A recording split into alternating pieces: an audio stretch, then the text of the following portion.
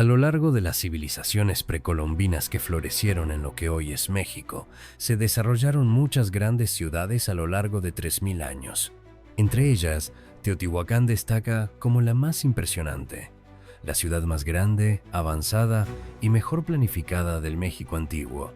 Ubicada en las afueras de la actual Ciudad de México, esta vasta metrópolis llegó a albergar a más de 200,000 habitantes en su apogeo. Teotihuacán alcanzó su máximo esplendor alrededor del año 400, cuando prosperó con una gran población y construcciones monumentales. Se extendía por 20 kilómetros cuadrados, lo que la convertía en la mayor área urbana del continente en su tiempo. Su cultura representó una síntesis de todas las tradiciones mesoamericanas anteriores. Tres elementos clave definen la planificación de la ciudad: un eje central marcado por la calzada conocida como la Avenida de los Muertos, un recinto principal al final de este eje que sirve como espacio de congregación, y un punto de cierre visual que es el gran templo llamado la Pirámide de la Luna. Este punto de cierre visual invita a los transeúntes a avanzar por la calzada y reunirse en el espacio central del recinto. La ciudad está organizada en función de ejes que estructuran los espacios arquitectónicos. La calzada principal cumple la función de Axis Mundi, un eje simbólico que rige la distribución de la ciudad y que también opera verticalmente, permitiendo un recorrido ascendente y descendente a través de plazas hundidas a lo largo de su trayecto. Al observar el plano de la ciudad, se identifican ejes ortogonales formados por calles secundarias que intersectan la calzada principal. Sin embargo, aunque el diseño de Teotihuacán se basa en líneas y ejes ortogonales, no sigue una cuadrícula estricta como podría esperarse en una ciudad antigua sistemáticamente organizada. El trazado urbano de Teotihuacán está compuesto por numerosos recintos cuadrados y rectangulares de distintos tamaños, todos alineados en la misma orientación. Este sistema ortogonal está inclinado aproximadamente 15 grados al este del norte. La Avenida de los Muertos se extiende más de 4 kilómetros de sur a norte, con un ancho de aproximadamente 40 metros y está flanqueada por templos menores diseñados específicamente para resaltar la magnitud de los dos grandes templos, la llamada Pirámide del Sol a la derecha y la Pirámide de la Luna al final de la avenida. La arquitectura de estos templos menores sigue un principio característico de muchas ciudades mesoamericanas: el perfil talud-tablero.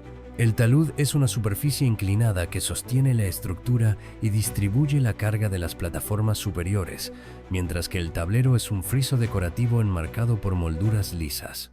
Es probable que el sistema talud-tablero haya surgido en Teotihuacán y luego se haya extendido con variaciones a otras regiones mesoamericanas, como la cultura maya y Oaxaca. Además del recinto principal dominado por la Pirámide de la Luna, fue fundamental establecer otro espacio de congregación en el lado opuesto de la ciudad, destinado al comercio y otras actividades cívicas fuera del ámbito ceremonial. Así surgió la llamada Ciudadela, ubicada al sur del complejo. Se trata de un enorme recinto cuadrado delimitado por una plataforma elevada sobre la que se levantan 15 pequeñas pirámides. En el centro se encuentra una pirámide escalonada conocida como el Templo de Quetzalcóatl, la serpiente emplumada, que genera un nuevo eje perpendicular, conectando con el mercado al otro lado de la calzada. El Templo de Quetzalcóatl es una gran estructura compuesta por 6 plataformas. Su base es un cuadrado de 65 por 65 metros. Aunque no es tan grande como las pirámides del Sol y la Luna, se distingue por su ornamentación única. Cada talud está decorado con el cuerpo emplumado de la serpiente, mientras que en cada tablero emergen alternadamente cabezas de Quetzalcóatl y de Tlaloc, dios de la lluvia. Aún se pueden observar restos de color en estas representaciones. En el Museo de Antropología de la Ciudad de México, una reconstrucción policromada permite imaginar cómo lucía la superficie de este edificio en su época de esplendor. La serpiente emergiendo de la tierra como una planta brotando del suelo simboliza el ciclo agrícola. El dios de la lluvia complementa esta visión al proporcionar el agua necesaria para este ciclo. Como todas las civilizaciones de la región, Teotihuacán dependía de la agricultura y del agua para su subsistencia. En las cercanías fluye un río, conocido hoy como el río San Juan, cuyo curso fue modificado por los teotihuacanos para integrarlo en el diseño urbano de la ciudad. El río fue desviado para alinearse ortogonalmente, cruzando perpendicularmente el eje central de la ciudad.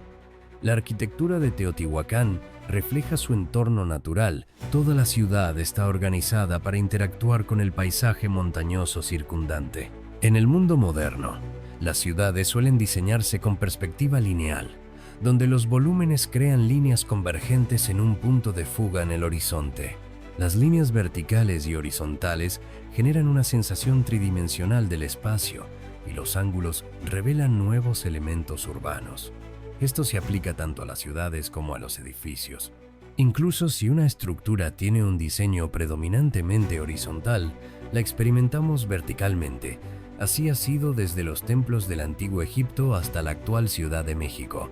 Sin embargo, las culturas antiguas de México concebían sus ciudades de una manera distinta. Aunque empleaban ejes y puntos de referencia visuales, su arquitectura no se basaba en la perspectiva lineal, sino en una relación entre el horizonte y el paisaje, estableciendo un diálogo entre la arquitectura y la naturaleza. Los protagonistas de este diálogo son las plataformas y las montañas, que aparecen y desaparecen rítmicamente del campo de visión. Al llegar a la Avenida de los Muertos y caminar hacia la Pirámide de la Luna, se percibe que el verdadero protagonista no es la pirámide en sí, sino la montaña sagrada en la distancia, más allá de la pirámide. El contorno de la montaña enmarca las pirámides y la ciudad, integrando la naturaleza como un elemento central. A lo largo de la calzada se encuentran plazas hundidas que el visitante debe atravesar. Al descender por las escalinatas, las montañas y edificaciones desaparecen momentáneamente, para luego revelarse desde una nueva perspectiva al ascender el siguiente tramo. Cada vez que se suben las escaleras, se experimenta la sensación de estar más cerca del cielo, ya que solo es visible el borde del escalón superior. Al alcanzar la cima, se descubre una nueva perspectiva. A medida que se avanza hacia la primera gran construcción, la Pirámide del Sol, se nota cómo la montaña va perdiendo protagonismo ante la pirámide, hasta el punto en que ambas alcanzan el mismo nivel visual. Al acercarse, la Pirámide del Sol crece en tamaño, mientras que la montaña al fondo parece encogerse y quedar en segundo plano. Esta pirámide es una de las estructuras más grandes construidas en la época precolombina. Está rodeada en 3 de sus lados por una gran plataforma, creando un vasto recinto que preside el templo. Frente a la Avenida de los Muertos, la pirámide está orientada hacia el oeste, en dirección al ocaso, lo que le da su nombre. Como la mayoría de las pirámides mesoamericanas, presenta una fachada prominente con una escalera central que conduce a la cima. En su parte superior solía haber un santuario donde se realizaban rituales y ceremonias. Originalmente, la superficie de la pirámide no tenía el aspecto de piedra gris que se observa hoy. Estaba cubierta de estuco y pintada en colores vivos, predominando el rojo. De hecho, algunos templos aún conservan restos de esta capa de estuco pintado. La base de la Pirámide del Sol es similar en tamaño a la de la Gran Pirámide de Keops en Egipto, con aproximadamente 230 metros de lado. Sin embargo, la Pirámide del Sol tiene una altura de 66 metros, menos de la mitad de la de Keops, que alcanza los 146 metros. Pero debido a la perspectiva horizontal de las ciudades mesoamericanas, ascender estas pirámides genera la sensación de acercarse al cielo, sin importar su altura. Es como si estuvieras ascendiendo directamente hacia el cielo. A medida que dejas atrás la Pirámide del Sol y continúas caminando hacia la Pirámide de la Luna, la silueta de la montaña sigue enmarcando esta última. Sin embargo, cuanto más te acercas, la presencia de la montaña se desvanece poco a poco y la Pirámide de la Luna comienza a imponerse con mayor fuerza. Al llegar al recinto principal, la montaña desaparece por completo del campo de visión, dejando la pirámide de la Luna como el único punto focal que domina el panorama. Aunque es considerablemente más pequeña que la pirámide del Sol, con una base de 130 metros por lado y una altura de 43 metros, su ubicación dentro del conjunto urbano la convierte en el templo más importante del complejo. Al igual que muchos grandes templos de Mesoamérica, fue construida en distintas fases. La estructura original fue utilizada durante varias décadas antes de ser recubierta con nuevas capas, un proceso que se repitió 7 veces hasta formar la pirámide que conocemos hoy. En su cima también había un santuario donde se llevaban a cabo ceremonias. Desde la parte superior de la pirámide de la Luna se puede apreciar la profunda relación entre la pirámide del Sol y la gran montaña que se encuentra más allá. Desde este punto de vista, la silueta de la montaña sigue exactamente la forma de la pirámide, revelando la intención de los antiguos constructores de fusionar la arquitectura con el paisaje natural. Al observar las demás montañas que se encuentran al final del eje, se entiende por qué la ciudad no está orientada estrictamente hacia el norte, sino desviada a unos pocos grados. Además de los templos y palacios alineados a lo largo de la Avenida de los Muertos, Teotihuacán albergaba más de 2000 complejos residenciales donde sus habitantes vivían y prosperaban. Muchos de estos complejos aún conservan murales que reflejan el talento artístico de su gente. Uno de los más notables es el Palacio de Quetzalpápalotl, o Mariposa Emplumada, que ofrece una visión sobre los principios arquitectónicos aplicados en la construcción de viviendas. En su diseño, el patio central era el núcleo que distribuía los diferentes espacios. Esto demuestra una arquitectura enfocada en el exterior, ya que la vida cotidiana en aquella época se desarrollaba en gran medida al aire libre. Alrededor del patio se encuentran pilares tallados con representaciones de la mariposa emplumada, el motivo que da nombre al complejo. En varias partes de la ciudad es posible observar que, al igual que los templos menores, las estructuras residenciales también fueron construidas sobre capas previas. Al igual que muchas culturas mesoamericanas, los habitantes de Teotihuacán concebían la vida y el tiempo como ciclos repetitivos. Su creencia en la renovación y transformación influía en sus prácticas arquitectónicas. La construcción de nuevas capas sobre estructuras antiguas simbolizaba el renacimiento y la continuidad de la vida, en consonancia con su cosmovisión y su calendario cíclico. En el caso de los grandes templos, como las pirámides del Sol y la Luna, esta superposición de capas no solo reforzaba el sentido de permanencia y continuidad, sino que también las hacía más imponentes y visibles. De esta manera, se fortalecía la autoridad de los sacerdotes y gobernantes al tiempo que se elevaba el estatus de la ciudad.